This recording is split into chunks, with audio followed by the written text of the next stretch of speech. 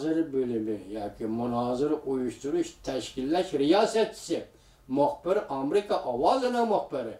Bu xabarni rost deysiniz. Hozirgacha bir shamol yo'q. Men bu oraliqda buni 4 oy kutgan bo'ldim hisobda. Oxir bu qayt kelavergandan keyin men bugun sizlarga yetkazdim. Shundoq mumkinlik bormi? Allohdan tilaymiz.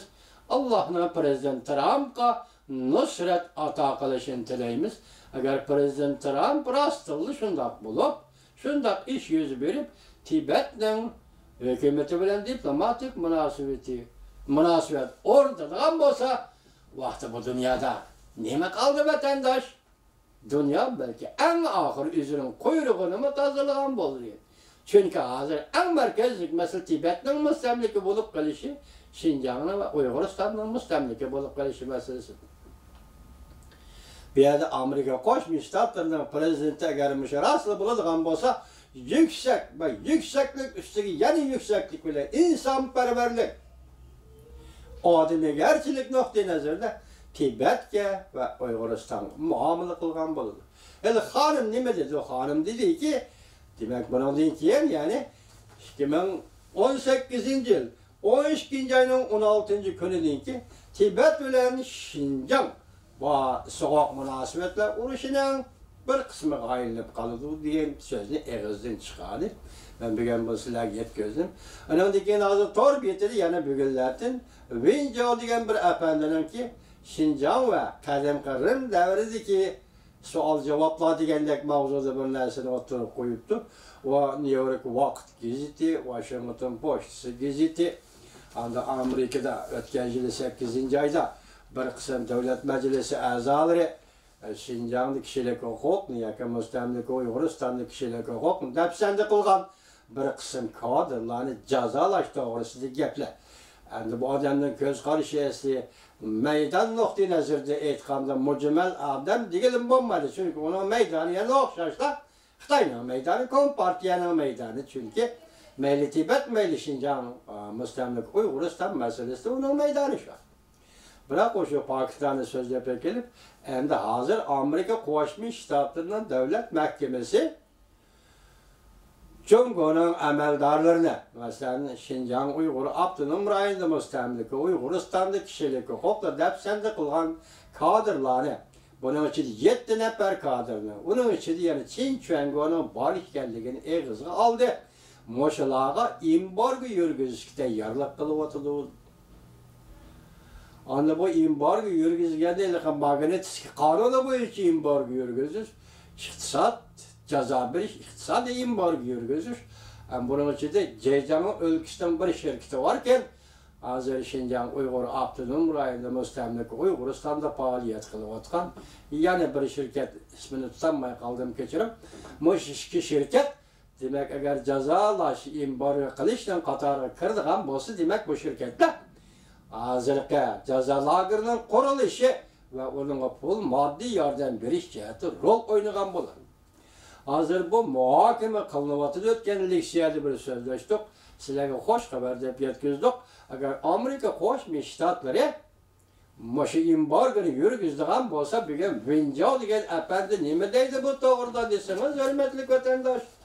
Hamma o'tganda boshqa ish tahlil qilgan edim, sizga tahlil qilib berganda bu Vinjo nima deydi desangiz, o'tgan yil 2018-yil Li Shangfu deydigan bir harbiy odamni, o'zi jamiyatning nima siyosiy markaziy komiteti Beijing markaziy komitet siyosiy byuroning emas, u umumiy vivallarning qatoridagi bir odam edi deydi.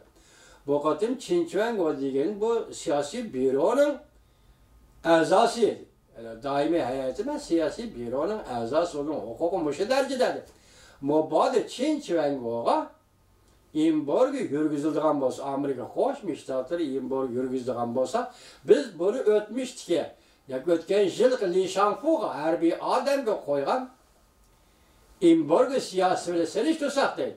Shu vaqtda Jungo markaziy hukumati darg'azabga kelgan bo'ldi deydi.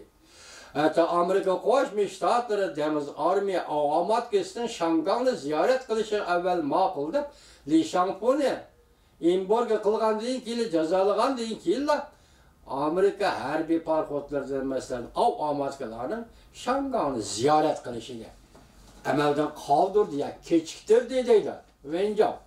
Endilikda agar Xinjiangga yana boshqa 7 nafar amaldorni Amerika Qo'shma Shtatlari Xinjiangda kishilik huquqni dafsanda qildim degan mush ishlar embargo qilingan bo'lsa, vaqtda nima ish yuz berdi deb savol qo'yibdi.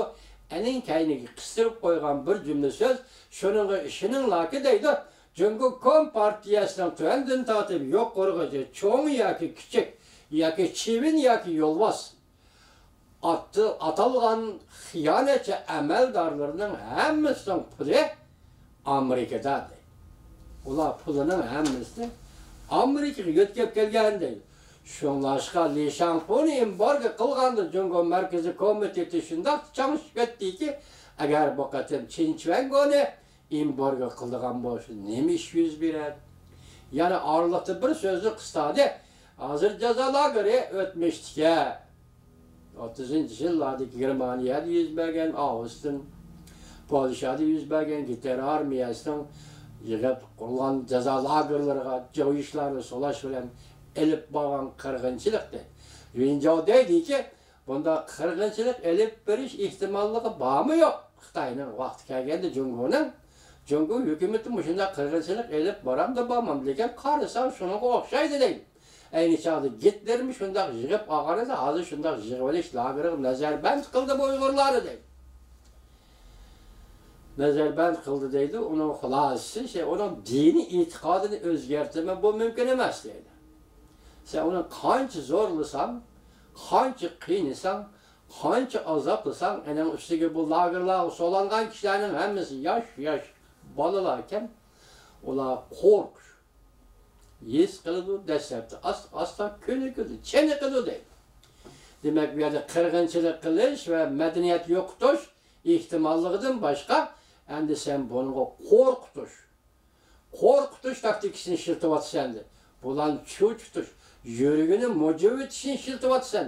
Lekin sen şunun işenginki, bular korkmaydı, asla könüp getirdi bununla deydi. Ular korkmaydı, bular asla könüp getirdi.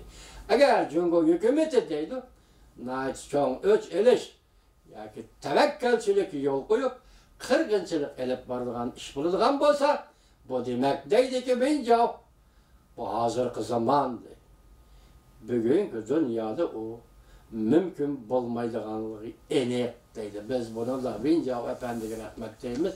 Avvalo Xudo saqlasin, amdan hozirgi g'arb dunyosi va dunyo ko'ngil bo'layotgan masala Uyg'urlarga qartilgan.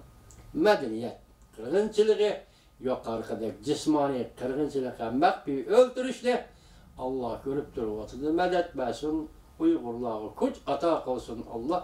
Amerika Qo'shma Shtatlar burayni ko'ngil bo'lishni hargiz to'xtatmasligini Amerika Qo'shma Shtatlardan talab qilamiz.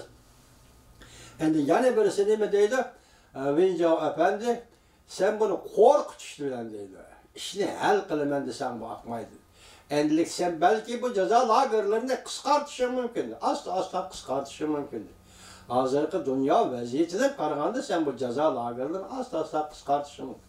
Qo'yib berishing mumkin. Lekin bu yerda gap yaqinda nima dedi? Hozir Uyg'urning bo'rigiga xaridan chiqibdi.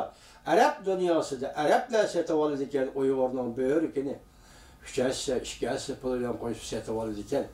Men taqdirni ko'rang, hurmatli vatandoshim, ko'rang, mana sizdan qarindoshlaringiz yoki qarindosh emas bo'lsa, dindoshlar emas.